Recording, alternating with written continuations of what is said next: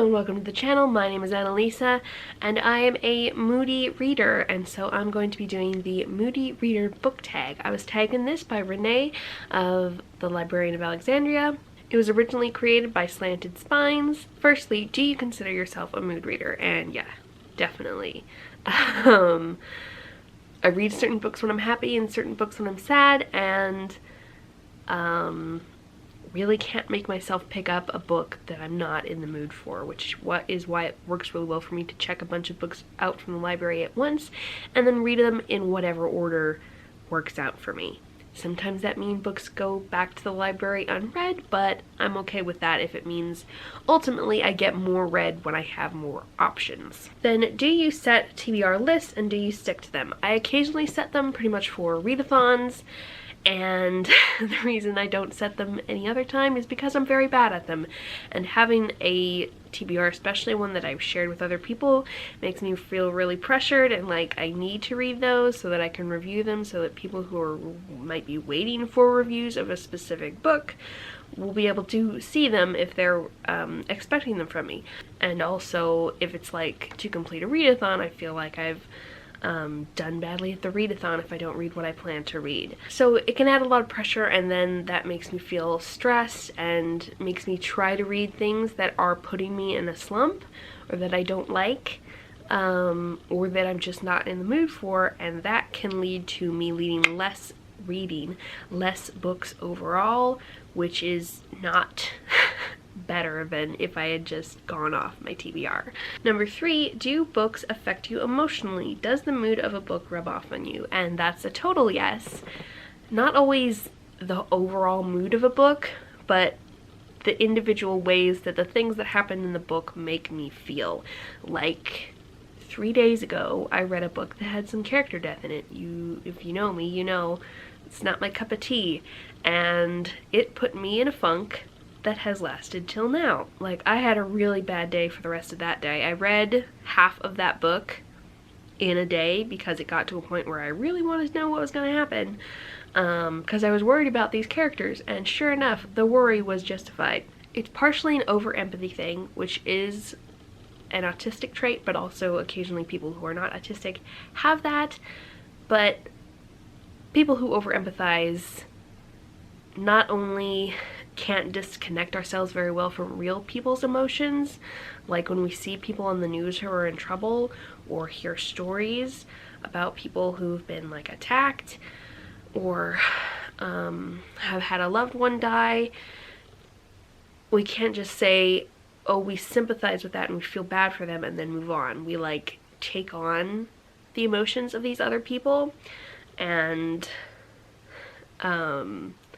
have to do a lot of emotional work to like not be constantly upset by the fact that people in the world are hurting at any given time. And some of us do the same thing with fictional characters. We can't just dismiss them as, well, it's not real, because one of the reasons I enjoy reading so much is because the characters feel real to me. I love connecting with people, and it's way easier for me, social anxious, autistic and awkward, to connect with fictional people whose heads I am inside of, because that's how most authors write their perspective characters, than it is to get really close to people in the real world. And so they become very real to me, and when something happens to them or the people they love, it hurts as if they were real. And depending on how heavily I was into that world, how much I was enjoying the book, and how much I connected to the characters, I can't just go on with my life and pretend that people who are real to me didn't die or whatever else, which is not particularly healthy. I'm not saying it is. It's just the way that my brain works. And so I have to be very careful when picking out the books that I'm going to read, and careful in who I get my recommendations from, and I look up spoilers for things a lot. I obviously need to be a little bit more careful about doing that, but this was a book I hadn't heard a lot about before. I'd only heard that it had asexual representation, which it does, and handles very well.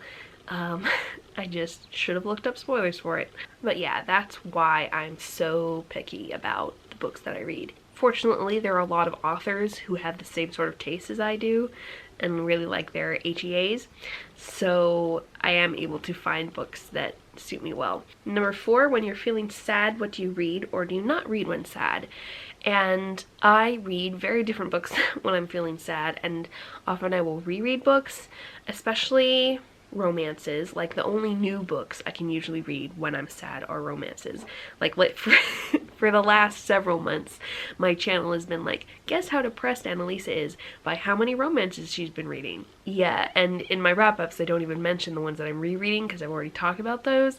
But this month I've been in a funk, so I've reread 2 of my favorite romances, and I've read 2 new romances already, and it's like, what day? It's the 10th. So I've read 4 romances in 10 days, and it really helps because, for one, the romances, especially when I'm rereading them, I know I'm going to get the happily ever after, but even romances as a whole, that genre regularly has happily ever afters and tend to have very little character death, and anything that is really sad, sometimes they will address sad topics, but they will resolve them within the book, and they use sad emotions to emphasize goodness and happy emotions that can come after them. So I find those really comforting when I'm sad. And sometimes I can read nonfiction when I'm sad because there aren't characters that you're connecting with so much, so I don't have to risk my over empathizing. I can kind of turn off that part of my brain and turn on the analytical, purely information based part. Number 5, most often do you use reading to escape, to learn, or to critically reflect? And I'm totally an escapist. That's why I love fantasy and sci-fi so much, and romance. Magic, because it's so different from our real world, and a lot of magic puts emphasis on individuals having more power than they normally would. They might not have physical strength or political power, but they can do really amazing things with skill and who they are as a person, and that really speaks to me. And of course with romances and stories that start off on rocky ground end up a lot better than most real-life romances that start off on rocky ground. You get to see a lot healthier dynamics sometimes than you can find in real-life relationships around you. But I do also like to use it to learn and read some nonfiction, but also use things like historical fiction to learn about history, and also a lot of contemporary and sci-fi and fantasy will look at social subjects, at how people are treated, at bigotry, racism, sexism, through different lenses, and I really like looking through those. Number 6, what is a book that made you laugh out loud? Several of the romance books I've been reading lately have made me laugh out loud. I think the ones by Mia Sosa and Adriana Herrera. I think I remember laughing out loud at them. Several poetry books have made me cry, especially by Amanda Lovelace. Sorry, I'm skipping to the next question. The next question is, what is a book that has made you cry? Or if you don't cry, one that really moved you. There was another one that I cried at. Oh, it was Planet Earth is Blue. And it featured a foster family. The really positive portrayal of a foster family made me cry. Oh. Number 8, what is a book that you didn't even know how you felt about? Okay, the one that made me upset this weekend, Belle Revolt. I have complicated feelings about it because the reason that it hurt my feelings so much was that it made me feel so strongly, and I cared so much about those characters and what was going on with them, and I also really liked the representation. There were other types of queer representation as well as Ace, and it was a really good story. So I have conflicting feelings. If you don't mind character death and you like fantasy that involves rebellions and taking over from corrupt rulers, I would really recommend it. There's also a book called Nocturna that I liked in a lot of ways, but left me feeling kind of funny. Maybe because of the ending. The way the ending was handled was a bit weird, and I really want to read the next book, but it made me feel a lot of feelings, and there were conflicted feelings about it. 9, are you more likely to read on a sunny day or a cloudy day? And now that it's spring and the temperature is livable outside, I spend a lot of time outside, so when it is sunny, I try to go outside a fair amount during the day. So if it is a cloudy day, or now in the spring, a very windy day, or stormy or something, whatever, bad weather, I will stay inside. And a lot of what I do inside is read, also play games, and watch YouTube, so any of those things. Number 10, do you usually set the mood when you read? Music, light, smells, etc. I like a lot of light. I like bright light to be able to see by. Unless I'm reading on my Kindle, then I just have it be backlit lightly. But not really. I just need a comfortable place to sit where I can sit without hurting my back for a couple hours straight, and then I'll just go for it.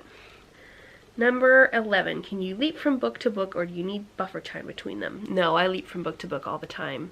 As soon as I finish one, I'm like, what's the next one? And usually I'll be reading several books at a time. That just works better for the mood thing, so when I'm not feeling one, I can pick up another, and I don't have to worry about feeling like I'm DNFing something or trying to push through and read something I'm not enjoying. So thank you so much for watching. My battery is dying, so I will put people I want to tag in the comments, or not the comments, the description. So but anyone who I do tag, don't feel pressured, and also I may not know if you've already done this tag, because this is a fairly popular one, so make of the tags what you will. Thank you so much for watching, and I will see you in the next video. Maybe put a rain cloud or a sunshine for moodiness for our emoji today. Bye!